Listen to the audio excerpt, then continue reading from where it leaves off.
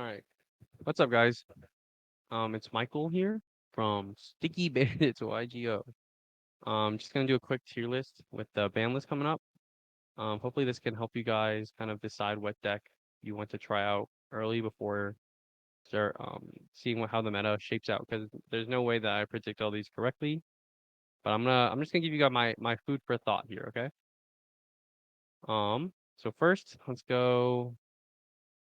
Okay, well, I included a lot of decks because I thought that if you were a player of these, it might. Oh, I'm not here to roast you guys, but bring don't bring Blackwings unless you're not. If you're trying to win, don't bring Blackwing. Um, but to start, let's start with um Kashtira and Branded. I think it's no question that Kashtira would be a meta definer, and people are going to be trying to figure out how you can play around how strong this very linear combo is. But I won't put it too high because I think it will be held back by two things, three things. Um, People just siding for or just like maining outs to it because they know that it's expecting it to be the top deck now that tier has been hit. Two is money. It costs a lot. So I don't know if everyone just has money like that, but if they do, then I guess it might be tier zero. But the third reason is branded. I think Brandon will be able to hold this deck from being like that oppressive because Brandon is also really good with the new support and like obviously Bastille just still being good for them. Like I think Brandon will be very solid. Cyber Dragons, I could put it in Rogue. I could see myself leaving it in Rogue because it has OTK and with the Clockwork Knight, it can contact fuse the board. It can board wipe. And it does play a lot of good hand traps that would be able to like going second, you could do this. The problem would be going first, so you'd have to figure that out. But I could see this taking people by surprise and winning a couple games. Very bottom road though. Dark World is going to be tier two. This struggle a lot with like the this deals and also like tier shufflers. But this sets up really good turn one boards, and it may struggle with a lot of the cashier stuff, but it will be able to beat a lot of the other decks, I'm sure, or at least put up a competition. So DDD has probably been power up too much, and with it being pendulum, I just can't, in good essence, think that locking out a zone will not instantly lose the next two games. Um, Dinosaurs are also put in Rogue, also very similar board breaking potential, and um, I think with Cyberstorm or not Cyberstorm, with the Frostosaurus stuff coming out, they could see even a better bump. Dragon Slayers I would put in Rogue, but I'm gonna move up to tier two because although they are also pendulum, they have these monsters that you just have to immediately get rid of. Like if you summon this prominence, it's going to remove something on your board non-targeting. And it also sets up very oppressive. It's similar to Dark World. It sets up crazy oppressive boards. So Dragon Link I think will be tier one and a half. This deck and Sword Soul I think will be like two decks that people who might have been playing tier and then now don't want to play tier anymore might just fall back onto these decks. They're good. Everyone knows they're good. And they'll especially with such variety, I'm sure these will be able to cover a lot of the variety that the rest of the decks are going to be throwing out there.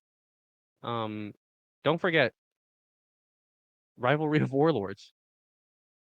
I don't know how many of these decks will be like playing rivalry stuff, but you know, Drytron I think could also see a resurgence. Maybe I'll put it in tier two because it wasn't played at all. I mean, it sets up really good boards as well, but Bystials, was tough for Drytron, but they were able to they got a lot of stuff off the ban list, but it just hasn't seen play for so long. Why would you play Outlich when you can play Labyrinth? Aside from money, I guess, but Labyrinth, really good trap deck. Outlich is also a good trap deck. It's just floodgates, I guess. But Labyrinth I see probably gonna have more success than the Outlich. Um, they have a lot of interesting interactions, and I think I'm really excited to see how Labyrinth becomes the next trap deck. Exorcister will be Rogue. A lot of the decks that like this is just a budget version of Kashtira, but a lot of decks that were good before, like when Poke came out, for like a short amount of time. Like this one won a YCS, so it's good. I just think it will struggle a lot with people deciding maining stuff that are anti-banish, and then you're just gonna struggle. Fish, birds.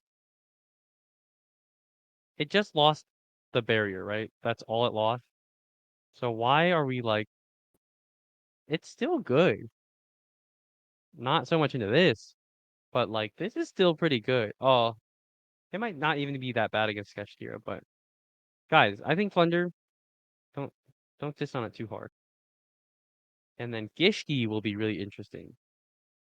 I think Gishki can also go into tier two. A lot of the decks I put in tier two will be ones that have a lot of potential that they can move up or down, regardless.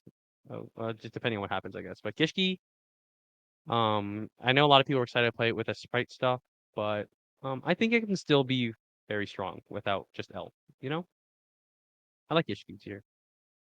Don't play heroes. I really want to like, obviously people used to think heroes and these are very similar, but Bystials and Macrocosmos and Nibiru. Just you probably can't play this. Invoked also hasn't been played for a really long time.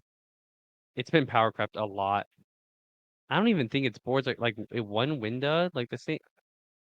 I don't think Invoked is going anywhere, but I wanted to include it for people who thought you could definitely play it casual, and you could prove me wrong. It could probably be Rogue, but um, personally, I wouldn't be too surprised if like Invoked kept struggling. Trains. I mean, Earth Machines. Not trains, just Earth Machines. Maybe also casual. Yeah, I would say casual. I don't think too many people will play it, first of all. But the people who do, I mean, it may like catch some people off surprise, but or by surprise, but I'll leave it in Rogue. I'm sure that I don't have too much experience with it, so I don't want to put too much of my opinions on it. But yeah, someone's a good player. You could prove me very wrong. I'll put this in Rogue as well. Madolche, I don't want to put in casual, but I think Madolche can sit in Rogue probably. Um, Marincess will also be Rogue. It'll be better than these. I'm not ordering these too much, but Marincess is. So I'm gonna put like Marincess.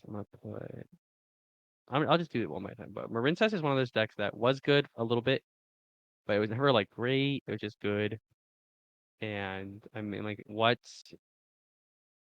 is giving Marincess a huge advantage over all these, right? So it's still gonna struggle. Mathmech, I think, can. So Mathmech, people should remember that it was undisputed number three when Poke came out, and it was just held back by like Tier and Sprite. But Mathmech guys, it could. Bystials obviously will smash on it, but there's a chance that Mathmech, does something crazy. Same with Mikanko. I saw Mikanko having that Libromancer stuff, and also people just playing Mikanko as like a small, like a illusion of chaos almost engine, just like the little ritual engine. But Mikanko could do well, I think. Naturia also around here. It was a good deck. Nothing changed about it, so I can't like bring it down too much.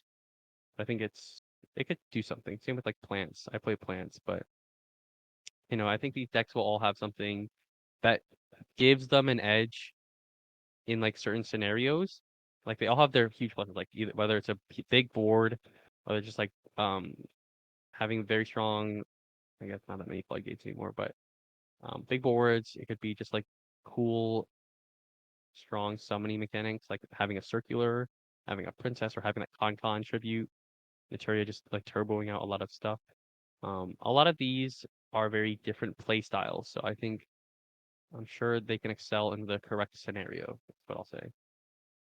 Plunger Patrol, I think I will actually put in tier 2. I want to put it in Rogue, but um, I don't think they have that new card yet. But Plunger Patrol Adventure, it's still pretty good. Um, I'm wondering how much of their deck space they can commit to anti-meta and stuff too, but we'll see. I'm sure this will see a resurgence too with more people. It's a cool archetype. People want to play it again. Not Predaplants though. I played against one on Master Circuit last week, which I'm playing again tomorrow. So if you guys want to come watch, you're welcome to come watch. I think it's twitch.tv/MIKOPIKO28. I'll put it in the description. But this deck, Reese also played it, kind of. He played a different build, but just I don't think it's strong enough. Punk I'll put in Rogue. I want to put it in tier 2, but Punk Therian, Pure Punk, maybe Punk with the gold pride stuff. It has too much to prove for what it is, but I'm sure that under the correct scenario, Punk could easily like move up a lot. Um, let's see, purely probably also could be casual. Hasn't seen much love. Actually, let's put it in Rogue. It's not bad. It does need its. I think it needs its graveyard. But like there's a world that it goes here, maybe I don't know, but I'm very unfamiliar with the deck, but it just doesn't seem that intimidating to me. I think if I were to play against it, I wouldn't be that intimidated. This is my hot take of the day. Rocks tier 2. I'll give you the quick version. Looking at decks that can play under not only a macrocosmos but also without the banish, so like Flunder, not like Flunder, they need their banish. Rocks doesn't care. Once you use it as material, I don't care where it goes. No more block dragon. I don't care if it's in the grave or banished or in the ether. Doesn't matter. But the thing that's cool about Rocks is I think Analyzer will be able to put up a good challenge to immediately making a Dragite, which will threaten that banish face down. But I think Rocks can play obviously Nibiru, you can search it, and you can play a lot of the hand traps that you'll need. And it's just like a generic. I was looking for like generic decks that just like don't care about the grave and stuff, and I think this one will be able to fly by a lot of things. Everyone knows Runic. Let's just get these out of the way. There's not much to say about these because these were already good before. This was obviously up here, but it'll move down because of the ban list a lot. But I think it's still able to put up a lot of the things. In theory, it can put up the same board without the kick allos, but Sprite obviously still good. Just lost Elf. I mean, did lose Elf. That's a lot, but it's still very good. You have the nimble stuff. You have Sprint, which kind of is able to summon some stuff out. And Runic obviously is just Runic. You could play a lot of floodgates, and it has a lot of just outs to cards with its spells being that way. Um, so speaking of spells, not Sky Striker though. I think it's Rogue. I don't want to put in casual because it's still like if you're not playing against some of these things, it's still Sky Striker and has Link Cage, but it will struggle a lot.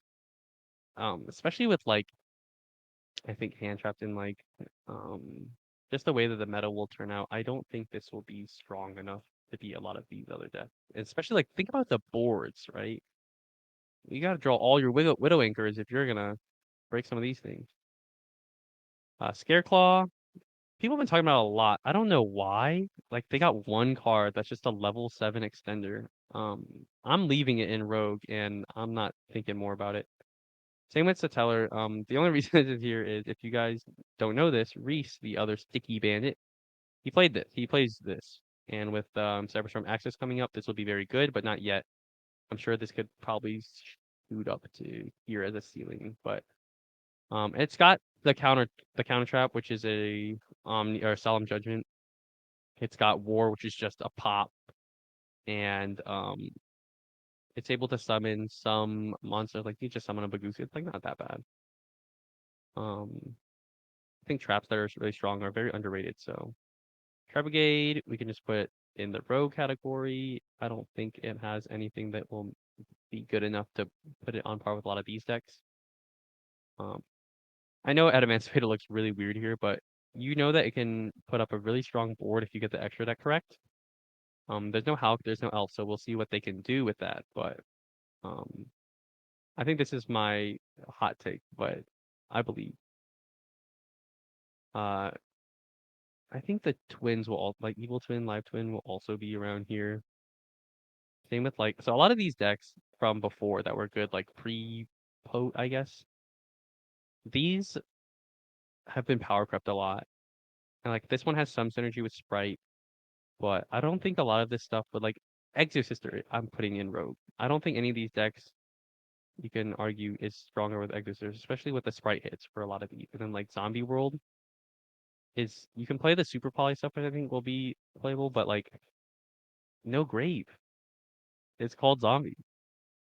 I'm gonna do Virtual World in casual. I play Virtual World. I can discuss the theory a little more, but like in essence, you can't activate Kowloon and make it have it can't do anything. Everything that gets banished or everything that goes to grave is banished, which is already a huge problem for Virtual World. The second problem for Virtual World is that you need the cards banished to even trigger like Chuche, which is your like best card. And the third problem is um what kind of board is Virtual World putting up that people are going to like be worried about?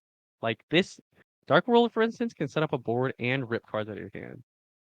Draco Slayer can put up a Scythe Lock with that can't be destroyed with like three other negates. So I just think a lot of these decks just lose out to power. Um, what was it? Getting power craft. Springins I think will be interesting to watch. I want to put it in tier two because I think it's a little different from all these other decks. It actually did get support that's relevant. Um, and I know a lot of people haven't read the Springin cards or like know what they do, so it will be able to surprise people too if it like comes up off the start. And I'm sure like there's a lot of new things that people could tech in. But Springins, I think, will be really interesting to watch. If you guys are like looking for a like an interesting new deck, like if you played all these decks or something, Springins. Wow. Well, it's just my prediction. I'm just one guy. I obviously don't have the script, but hopefully this is able to help you guys out. If you guys disagree or want to say something, just go say something in the comments below. Or you guys can come to my stream tomorrow when I'm playing Master Circuit. But I just want to make this tier list. I thought it'd be fun. I thought it'd be interesting. I wanted to cover a lot of the archetypes that some people might like overlook. Like I know some people probably aren't talking about this, or some people aren't even talking about plants or Draco Slayers or Drytron. Like some of these are relevant. So feel free to say what you want, but I'll see you guys next time.